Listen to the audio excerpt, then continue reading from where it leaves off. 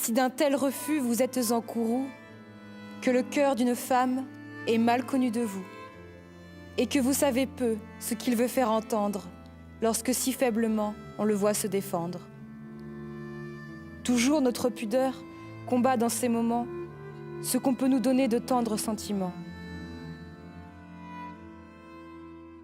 Il n'y a rien de si doux que de triompher de la résistance d'une belle personne.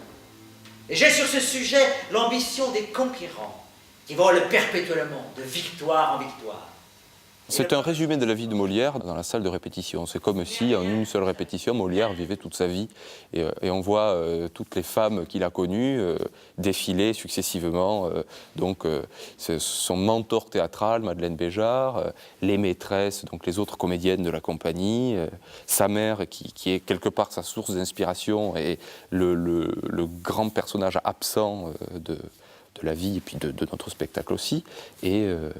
Et la femme avec qui il s'est marié après, Armande Béjart. Voilà, elle passe. Et on voit quelle relation ils ont eue entre eux, entre Molière et elle, et puis aussi entre elles.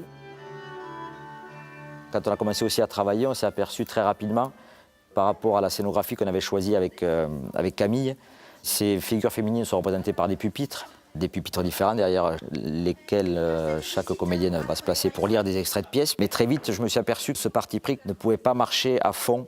Il me fallait quelqu'un qui fasse le lien entre toutes ces femmes.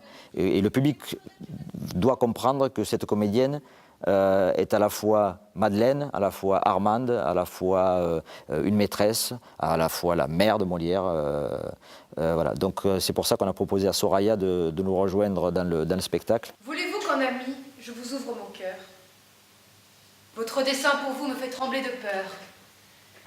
Et de quelque façon que vous tourniez l'affaire, prendre femme est à vous un coup bien téméraire. Ce qui est drôle quand on a commencé ce projet, c'est quand j'ai lu le préface de la Pléiade, le type qui a fait l'édition, là, il dit il ne faut surtout pas comparer la vie de Molière à ses œuvres, c'est une hérésie, c'est n'importe quoi. Voilà, c'était la première page, je me suis dit bon, c'est mal barré, mais il y a des éléments qui font quand même sens, dans la mesure où Molière ayant perdu sa mère très très jeune, dans ses pièces, il n'y a pratiquement pas de figure maternelle. C'est toujours des pères veufs qui se marient avec des plus jeunes. C'est toujours des belles-mères, mais il n'y a pas la mère. Il y a d'autres choses comme ça.